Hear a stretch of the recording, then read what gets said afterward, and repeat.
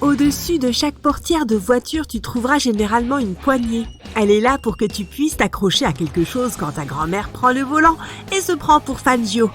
Blague à part, ces poignées sont particulièrement utiles car beaucoup de gens ont besoin d'une petite aide supplémentaire pour entrer et sortir de la voiture. Quant à savoir pourquoi la portière du conducteur n'en a généralement pas, il y a 2 raisons à cela. Premièrement, le volant lui-même peut servir de poignée. Et deuxièmement, les conducteurs pourraient être enclins à saisir la poignée pendant qu'ils conduisent. Les clés de voiture modernes ont un joli tour dans leurs manches, si elles avaient des manches. Elles peuvent contrôler tes fenêtres, maintiens enfoncé le bouton de déverrouillage de ta clé de voiture pendant quelques secondes. Il y a une chance qu'au bout de 5 secondes, les vitres de ta voiture s'ouvrent comme par magie. Si tu tiens à nouveau le bouton de verrouillage enfoncé, elles devraient se refermer. Seules quelques personnes connaissent cette astuce. Vérifie le manuel du véhicule. Ta voiture fait peut-être partie des chanceuses. Si ton internet tombe en panne et que tu as vraiment besoin de ta dose de jeu, Google peut te sauver. Tu cliques sur ton raccourci préféré et c'est la catastrophe. Le message redouté apparaît. Impossible de se connecter à internet. Mais attends, c'est quoi ce petit dinosaure pixelisé ? Au lieu de paniquer, appuie sur la barre d'espace. Ce petit jeu est devenu un énorme succès. Et il est beaucoup plus addictif qu'il n'y paraît. Un dinosaure qui saute par-dessus des cactus. Génial! Pendant les mois les plus froids, mettre un bonnet peut faire la différence entre rester à la maison ou sortir. Et tu peux remercier les marins français pour le pompon sur le dessus. Il leur évitait de se cogner la tête sur ces fichus mâts horizontaux. Avance rapide de quelques décennies. Aujourd'hui, tout le monde en porte pour faire joli. La prochaine fois que tu prends l'avion, regarde bien les hublots. Tu remarqueras la présence de petits triangles au-dessus de certains d'entre eux. Ils sont là pour indiquer à l'équipage les meilleurs endroits pour voir les volets de l'avion. Si tu crains qu'un petit mal de l'air ne gâche ton vol, essaye de choisir un siège situé entre ces triangles. S'asseoir au niveau des ailes te place en effet au centre de gravité de l'avion et offre le trajet le moins chahuté possible. Si tu t'ennuies lorsque tu dois attendre longtemps à un feu rouge, regarde ces points noirs et cette ligne noire le long des bords de ton pare-brise. Ils ne sont certainement pas là pour faire joli. Alors à quoi peuvent-ils bien servir ? Eh bien, ces points noirs s'appellent des frites. Et ils sont là pour empêcher ton pare-brise de se détacher de ta voiture à cause de la chaleur. Plutôt utile donc. Le riz instantané a tendance à se renverser partout dans le micro-ondes. Et tu as probablement déjà eu du mal à garder le paquet bien droit. Il s'avère que les rabats qui se déploient à partir du bas créent une base stable et solide. Pousse-les vers l'extérieur et fais un essai. Mais pourquoi on n'apprend pas ça à l'école ? Ce soda de 2 litres à moitié entamé qui reste de la soirée pizza n'a plus de bulles ? Plutôt que de le verser dans les toilettes, ajoute-le à ton tas de compost. Le sucre nourrit les micro-organismes et augmente l'acidité du compost, ce qui aide les matières organiques à se décomposer plus rapidement. Les lames des ciseaux finissent par s'émousser tôt ou tard, mais ce n'est pas définitif. Il y a un article dans ta cuisine qui peut t'aider à les ramener à la vie, et rapidement. Le papier aluminium n'est pas seulement destiné au reste de lasagne. Plie une feuille en 4 et commence à la découper. Couper à travers la feuille d'aluminium va aiguiser tes ciseaux, sauf s'ils sont vraiment trop émoussés. Alors sauve-les tant qu'il est encore temps. Ces petites brosses sur les côtés des escalators ne sont pas là pour nettoyer tes chaussures, même si à vrai dire, elles peuvent remplir assez bien cette fonction. Ces poils sont en fait un élément de sécurité important. Sans eux, les vêtements, les lacets, les bandoulières de sac pourraient se coincer lorsqu'ils sont trop près des côtés. Les petites brosses sont aussi là pour te chatouiller afin de te rappeler de baisser les yeux et de faire attention. À quoi peuvent bien servir les demi-ceintures sur les vestes ? Eh bien, certaines vestes militaires faisaient aussi office de couverture et la demi-ceinture permettait d'éviter que le tissu supplémentaire ne gêne le soldat. Aujourd'hui, elles sont surtout utilisées comme un accessoire de mode. Même s'il y a pire dans la vie, agrafer accidentellement les mauvaises pages est assez embêtant, surtout si l'agrafe emporte avec elle un énorme morceau de ton document lorsque tu essayes de la retirer. Il existe en fait un moyen simple de faire en sorte que les broches de l'agrafe soient moins serrées et plus faciles à retirer. Regarde de plus près cette plaque de métal à l'avant de ton agrafeuse, appelée l'enclume.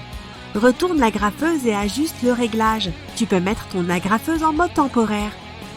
Fini les soucis.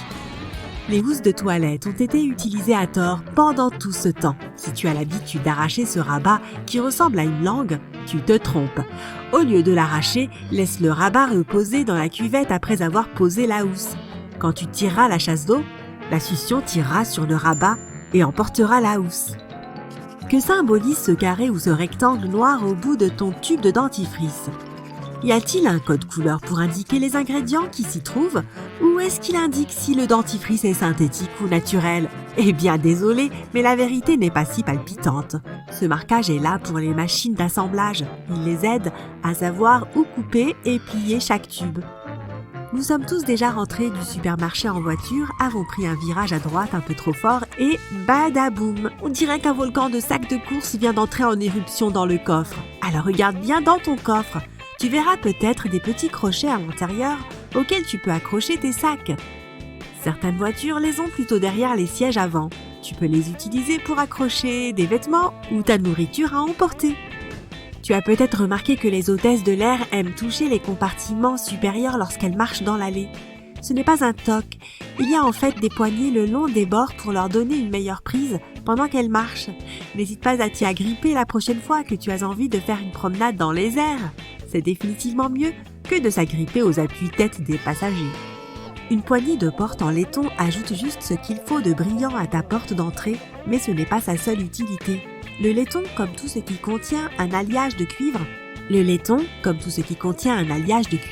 a des propriétés antimicrobiennes que de nombreux germes et bactéries nuisibles ne supportent pas. Dans les endroits très fréquentés, ces boutons et poignées en laiton sont le moyen idéal de se débarrasser des méchants germes, sans avoir à utiliser des produits chimiques agressifs en permanence. Le seul inconvénient est que le laiton est beaucoup plus cher que les autres métaux. Est-ce que ta brosse à dents présente un motif de poils bleus au milieu des poils blancs? Cela rend certainement ta brosse beaucoup plus jolie, mais ce n'est pas seulement esthétique. Ces poils ont en fait une fonction pratique. Le colorant bleu est conçu pour s'user et t'indiquer qu'il est temps de changer de brosse à dents. Quoi qu'il en soit, il est bon d'en changer tous les 3 ou 4 mois, mais ces poils bleus sont là pour te le rappeler, juste au cas où tu oublierais. Tu marches dessus tous les jours sans vraiment y penser, mais y a-t-il une raison pour laquelle les couvercles des bouches d'égout sont toujours ronds? Dans les civilisations passées, comme la Rome antique, ces couvertures étaient des dalles de pierre de forme carrée. Mais toutes ces arêtes et ces interstices entraînaient de nombreux orteils coincés et des accidents pour les Romains sans méfiance. Le couvercle rond a éliminé ces problèmes. De plus, on ne peut l'ouvrir qu'avec un outil spécialisé, ce qui est probablement une bonne chose. Le thermos a été inventé par un scientifique écossais, mais pas pour garder son café chaud.